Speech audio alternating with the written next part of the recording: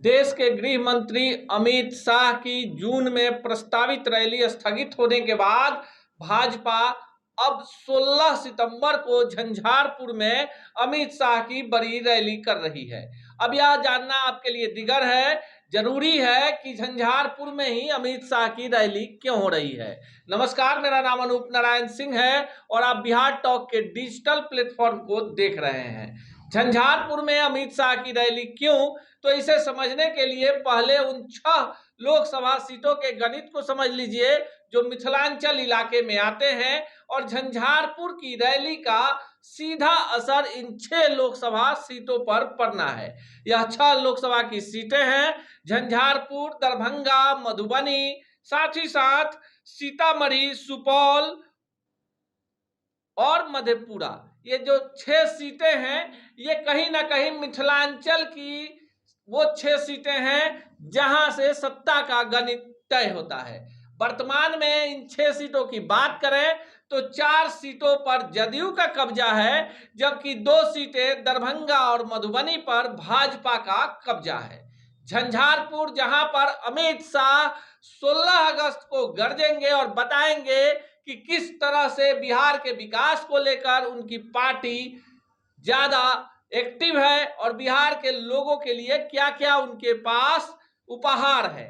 लेकिन उससे पहले आप जान लीजिए कि झंझारपुर जो है, जिस झंझारपुर की हम चर्चा कर रहे हैं, यहां से जदयू के रामप्रीत मंडल सांसद हैं और भाजपा की तरफ से इसी झंझारपुर से चुनाव लड़ना चाहते हैं नीतीश मिश्रा, जो वर्तमान में भाजपा के विधायक हैं, बिहार के पूर्व मुख्यमंत्री जगन्नाथ मिश्रा के पुत्र हैं। नीतीश मिश्रा का अपना बड़ा प्रभाव है और झंझारपुर में राजद ने पिछली बार जिन्हें टिकट दिया था, गुलाब यादव, वो भी चाहते हैं कि इस बार इधर या उधर से टिकट का जुगाड़ हो जाए। गुलाब यादव की पत्नी विधान पार्षद है और गुलाब यादव की बेटी दरभंगा या मधुबनी से वो भी चुनावी तैयारी में। वर्तमान में गुलाब यादव की बेटी जो है मधुबनी जिला परिषद की अध्यक्ष हैं।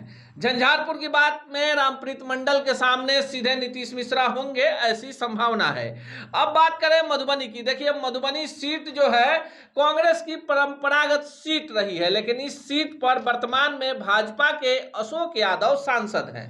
मधुबनी से महागठबंधन INDIA गठबंधन के पास कई सारे उम्मीदवार हैं, पर शकील अहमद जो कांग्रेस के बड़े कद्दावर नेता रहे हैं, पूर्व केंद्रीय मंत्री रहे हैं, और अब्दुल बारी सिद्दीकी, इन दोनों में से कोई एक अशोक यादव के खिलाफ होगा।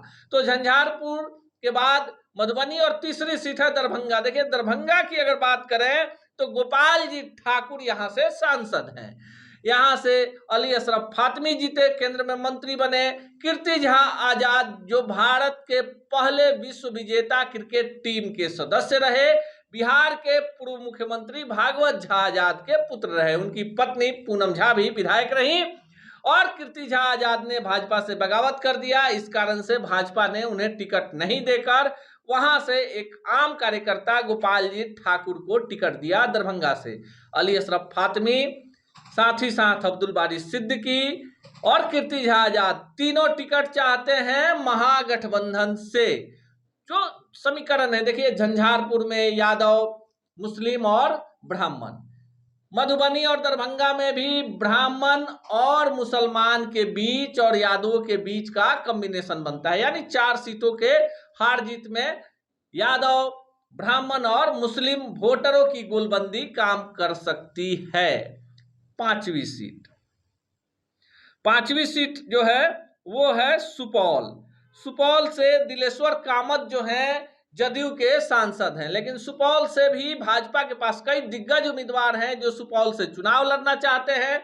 सुपौल का जातीय समीकरण जो है अपर कास्ट और लोअर कास्ट में बटा हुआ है। यहाँ पर जो छोटे छोटे गोलबंद जातियां हैं जिनका वोट परसेंटेज 3 से 4% है, उनकी गोलबंदी यहाँ निर्णायक है। वर्तमान में सुपौल से दिलेश्वर कामत जदयू के सांसद हैं और भाजपा से दर्जन भर बड़े उम्मीदवार हैं जो चुनाव लड़ना चाहते हैं। भाजपा किसको टिकट देगी, लेकिन जो सभा हो रही है अमित शाह की झंझारपुर में, इस सभा के बहाने 6 लोकसभा सीटों पर नजर है भाजपा की और उसी हिसाब से तैयारी भी चल रही है। अब बात कर ले सीधे सीतामढ़ी की। देखिए सीतामढ़ी की जो सीट है वहां से सांसद हैं जदयू के सुनील कुमार पिंटू। पर सुनील कुमार पिंटू जो है 2019 के लोकसभा चुनाव के पहले तक भाजपा के थे, भाजपा के टिकट पर विधायक बने थे, बिहार में पर्यटन मंत्री थे, उनके पिता भी भाजपा में रहे और पूरा परिवार भाजपा ही रहा। लेकिन 2019 के लोकसभा चुनाव में सीतामढ़ी सीट जदयू के खाते में चली गई। वहां से डॉक्टर वरुण को उम्मीदवार बनाया गया। अर्जुन राय उनके विपक्ष में थे। डॉक्टर वरुण ने नामांकन के 3 दिन पहले सिंबल लौटा दिया। अब दुविधा थी जदयू के पास कि किसे चुनाव लड़वाया जाए। ऋतु जायसवाल उस समय जदयू में थी, उन्होंने भी चुनाव लड़ने से इनकार कर दिया। ऐसे में अंततः सुनील कुमार पिंटू को भाजपा से जदयू में शामिल कराकर और वहां से जदयू का सिंबल थमा दिया गया। चूंकि भाजपा जदयू साथ में थी, सुनील कुमार पिंटू चुनाव जीत गए। अब सुनील कुमार पिंटू जो है वो दुविधा में है कि जदयू में रहे कि भाजपा में रहे। हालांकि उनकी केमिस्ट्री देखने के बाद लग रही है कि वो वर्तमान में जदयू में ही रहेंगे। तो फिर भाजपा से सीतामढ़ी से कई ऐसे चेहरे हैं जो चुनाव लड़ना चाहते हैं। जातीय गणित की बात करें तो वहां पर भूमिहार सीतामढ़ी सीट पर बनिया और यादव 3 जातियों का प्रभाव है सीतामढ़ी में, और जातीय गोलबंदी जो है वहां पर हार जीत का अंतर तय करेगी। तो हम आज बात कर रहे हैं मिथिलांचल के 6 सीटों की बात, और वो 6 सीटें इसलिए कि झंझारपुर में 16 सितंबर यानी कल शनिवार को वहां पर सभा होनी है देश के गृह मंत्री अमित शाह की। अमित शाह बिहार आ चुके हैं और अमित शाह के सभा को लेकर जो ये 6 लोकसभा सीट हैं, यहां से भाजपा के संभावित प्रत्याशी हैं, उनके भी जनाधार की ये एक बड़ी परीक्षा है कि कौन कितना ज्यादा भीड़ झंझारपुर में जुटा पाता है। इस भीड़ के आधार पर ही आकलन होगा कि किस सीट पर किसकी दावेदारी भाजपा के तरफ से सबसे भारी है। इन 6 सीटों के अभी तक के जो आकलन है, यहां पर महागठबंधन और भाजपा दोनों 50-50 की स्थिति में है।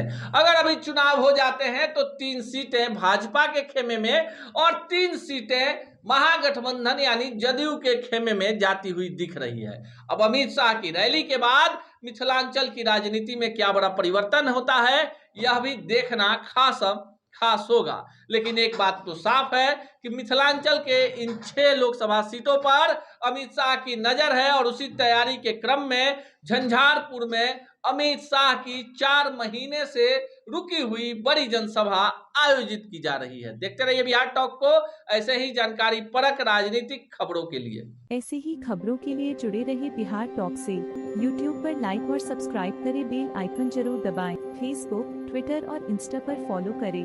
धन्यवाद।